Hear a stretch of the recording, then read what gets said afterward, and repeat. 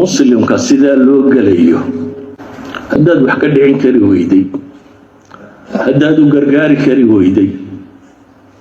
هداد وحبسين كري ويدي إنها تراهده كو قليه ninka furihii gurigiisa sita inaad tidhaahdo ka ku jiraan rumaysanahay inuu dhulka leeyahay aakhir xagee gelaya ka yuhuudnimo maaha waxa la isku hayaa marka koowaad ee waa inay mustacmar muxtal mustawtin yihiin waa inay dad dalal kale ka soo duulay oo dad muslima qabsaday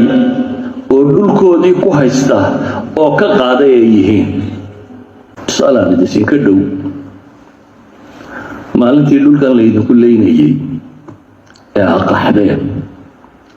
ee dulcadii xiriya qaxoontiga joogteen haddii inta qabaa'il kale ama dowlado kale ama yahuud ama cid kale inta la soo raro burciya hargeysiya berberiya inta la mid la dejiyo oo aadna weli aad rafanayso dagaalamaysid ninka yidhaahda kuwa la soo raree meesha la dejiyay xaq bay u leeyihiin waa dowladda wax rumaysanay maxaad ka rumaysnaan lahayd adigu nisqiyaas maxaad rumaysnaan lahayd dulcad maalintaad joogtay haddii inta tan dad la dejiyo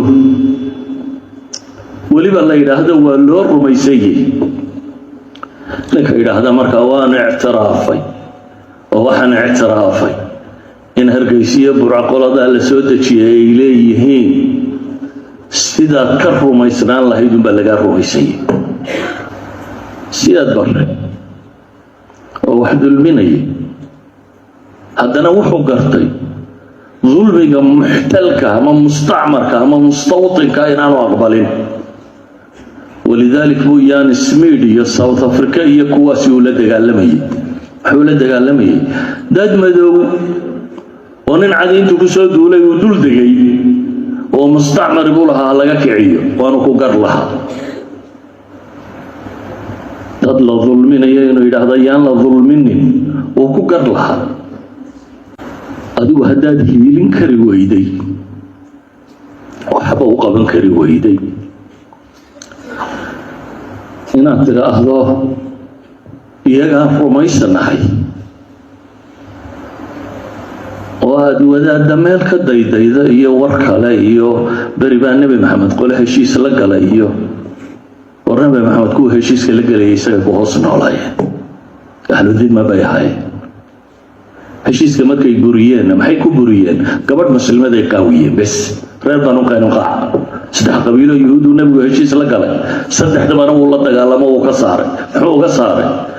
gabadh muslimada bay suuqa soo gashay dahabka lagu iibiyo meelaha wax lagu hayo markaasay qaawiyeen nin muslim agtaagan baa kii dilay dabeetana waa la buriyey cahdigoodii waa la buriyey aw kullama caahadu cahdan nabadahu fariiqu minhum cahdi nimankaa ka guntamay ilaa iyo maalinta yimaadeen ma jiro balan ay galeen aanay burinina ma jiro kii nebi maxamedna way buriyeen ragga daliil ka dhiganaya nebi maxamed baa la galay way buriyeen mushrikiin العرب wuu la galay heshiis nabiyullaahi maxamed calayhi salaatu wasalaam laakiin qabaa'ilkii heshiiska kula jiray markay ku soo duuleen wuu buriyey wain janaxuu lisalmi fajnax lahaa ayaa asalu ah heshiisyada wain janaxuu lisalm hadday nabadda u weecdaan adna u weeca baa ilaahay yidhi islaamku dagaal uu iskaga jira ma laha hadday iyagu nabadda u weecdaan adna nabadda u weeca baa ilaahay yidhi kuma odhanaya netanyahu waa nabad dunida u weecday awqaafu ghaza 1,109 masaajid bay dumiyeen hadda 1,109 masaajid